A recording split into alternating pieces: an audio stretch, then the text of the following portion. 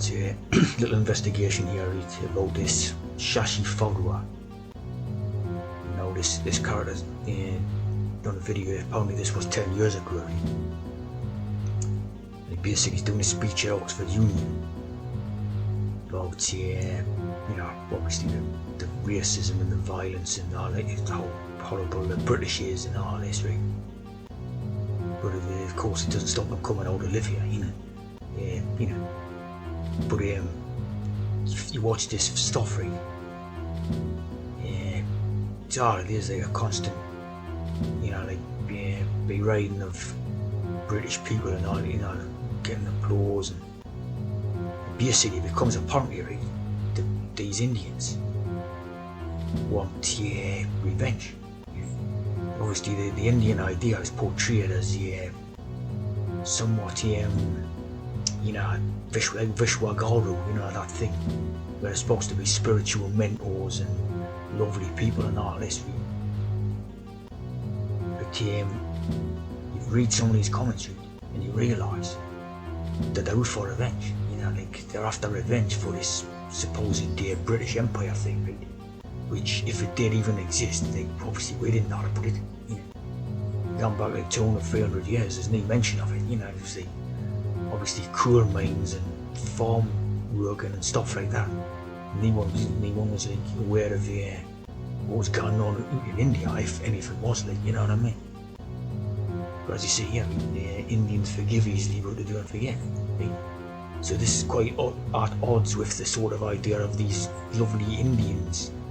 Hindus are so nice and all this type of idea. It seems to me like they're after a revenge, They want to pay back and that for the apparent supposed colonialist empire or whatever, which like I say, wouldn't even know about. You guys know with Oxford Union, Britain does owe reparations, right? It's like, if all these historical stories, right, every type of country and continent had empires and stuff like that. Like obviously the Indian one had Mughals and Maharajas and all this different stuff.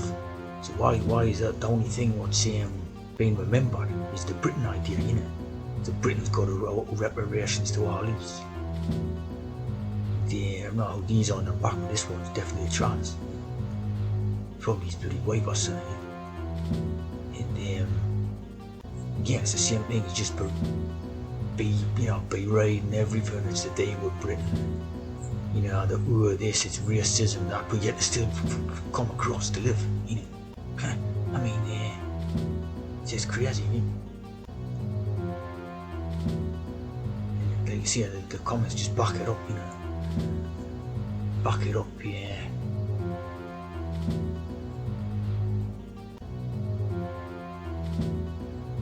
What that means, obviously someone who doesn't speak English much. But as you see, the damage of colonialism, the whole thing is for this agenda, And this is just crazy, as you can see now. This has went too far, and the British people have to stand up and sort of push back a bit, or else we're going over the edge, over the cliff. They got 300 Spartans thing, where they pushed them over the cliff. It looks like they've got us people, right, us British people on the cliff side, right? And they're just pushing, like in that 300 Spartans thing and that,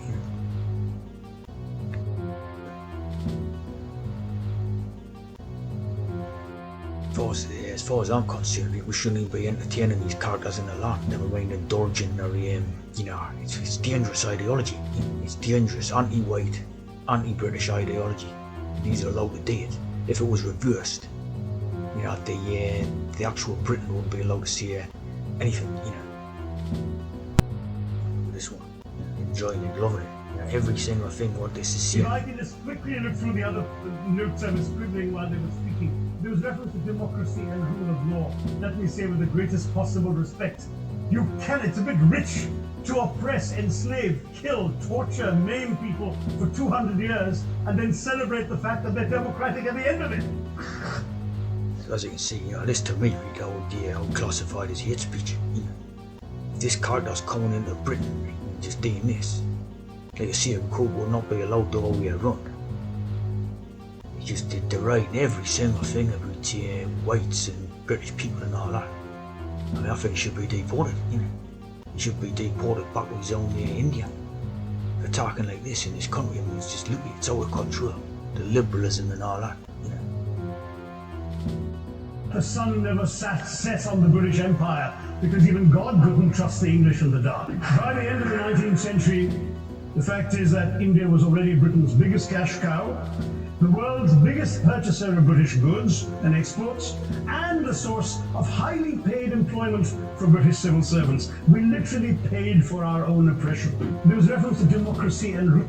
That's, that's a bit of a cheek straight away, because we're paying for them. The common warlords, they're taking their, houses, their, what do you call it, their dual benefits and all that. We're paying for them to come in and oppress us and be able to, how do they react with gratitude and friendliness, not hate. Rule of law, let me say with the greatest possible respect, it's a bit rich to oppress, enslave, kill, torture, maim people for 200 years and then celebrate the fact that they're democratic at the end of it. Like as far as I'm concerned, for the last 200 years, and maybe it's even 300, Britain has just been an industrial, agricultural place. People worked hard, like all British generations worked. Like fingers to the bone type of thing. Like there was never any lounge in the boot and out like they do in their lands, right? It was always work. The concept of work don't even exist in India and Africa and all that. It's Western, It's European thing to work, right? And yet they're coming in, claiming all the benefits, lounging the boot, helping ourselves to the houses and the land, see? And what we get, no but hatred of them,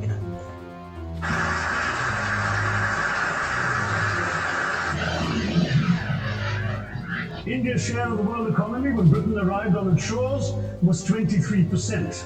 Of course, there's his 33 masonry. By the time the British left, it was down to below 4%. Why? Simply because India had been governed for the benefit of Britain. Again, this garbage here is supposed to be the proof that there was this colonial empire. Well, that's one royal prince bloke or whatever, surrounded by a load of Indians. So where's this here, If you look at all the available materials, you're not seeing out much more convincing than that, right? In Britain's rise for 200 years was fine. There's a few of their own mob, But if as you see, when I see these photographs, they're always getting on well with the the Indian populace. There's any sort of Indians cowering in fear from them or whatever. It looks to me like it's basically a diplomatic little party, like it's a little club. Financed by its depredations in India. In fact, obviously Masonic, right? And from this, they're spinning out the idea that literally all the people in Britain are responsible for doing something to these Indians, when in fact it's most likely a downright lie, Britain's industrial revolution was actually premised upon the deindustrialization of India. That's going thing, innit? You've seen the way they live even now in India, right? They've got rubbish all over, they've got they've got an electricity pylon thing where they put fusion cables hanging off it, right? If you've seen that. They live in shacks made of old doorways and that, like old doors. He's trying to say that was the first place that had massive industry. I mean, that's crazy, like, innit? There's no there even now, Loom weavers, for example, famed across the world, whose products were exported around the world. Britain came right in. There were actually these weavers making fine muslin. Of course, talking shit, you can see where he's lying, keeps stilling himself in that, right? Light as woven air, it was said. And Britain came right in, smashed their thumbs, broke their looms, imposed tariffs and duties on their cloth. Why would they do that, Why would they do it? This is like horseshit lies. Often products and started, of course, taking the raw materials from India and shipping back manufactured cloth, flooding the world's markets with what became the products of the dark and satanic mills of Victorian England. That meant that the weavers in India became beggars, and India went from being a world-famous exporter of finished cloth into an importer, went from having 27% of world trade. Total shite, you know, like what he's talking about really is like a reverse of what's going on in Britain, you know, where Britain, it was the one that had its own industrial, you know, produce of their production of all these things, like cotton and all that. And now we're importing in inferior quality goods from China and India and Bangladesh and Pakistan and all that. So I think this is just like a total lie. There's your $7 quid. It's like Newspeak out of 1984, you know, reverse lies. To less than 2%. Meanwhile, colonialists like Robert Clive bought their rotten boroughs in England on the proceeds of their loot in India while taking Think of this name, Robert Clive. Meanwhile, colonialists like... They call it the one who supposedly the British who colonised India, right? Robert Clive, right? Evil, right? Robber, an evil robber, right? So it's this, to me, just saying made up. You know, you're talking about an evil robber. You know, how clever to demonise British, really. Like Robert Clive bought their rotten boroughs in England on the proceeds of their loot in India. See what I mean? Loot. Taking the Hindi word loot into their dictionaries as well as their habits. I mean, what loot is over there? You know, piles of rubbish. You know, rubbish tips and I mean, that's just crazy. You know, they talk about stealing the loot from there, but there's no there. Now, if you know the what do you call it, the Taj Mahal Palace, right? It's like a miniature Lego set. You know, it's supposed to be this glittering, glorious palace. It's a little child-sized fraud. You know, that more what's it called? Taj Mahal. It's like a fraud, right? You know, there was no wealth there, right? Like a sand pit.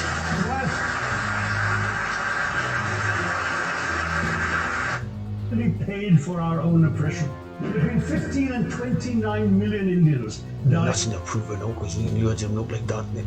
Anyway, you know, they all look like that when they walk and run day in India. Of starvation in British-induced famines. The most famous example, of course, was the Great Bengal Famine during the Second World War, when 4 million people died because Winston Churchill deliberately, as a matter of written minuted policy, proceeded to divert essential supplies from civilians in Bengal to sturdy Tommies and Europeans as reserve stockpiles. He said that the starvation of anyway underfed Bengalis mattered much less than that of sturdy Greeks. This is Churchill's... See, there's that Greeks thing, right? And there's that scene, right, where they're pushing them over the cliff, right? Yeah, the Spartans, right? And that's what they did to where, like, the British and the Western ones, right? Using basically lies, right? Battle to firm up a lie, right? King Leonidas said the lion. That's what's going on, you know. It's like a lie. It's a lie thing. It's out of control, you know. Like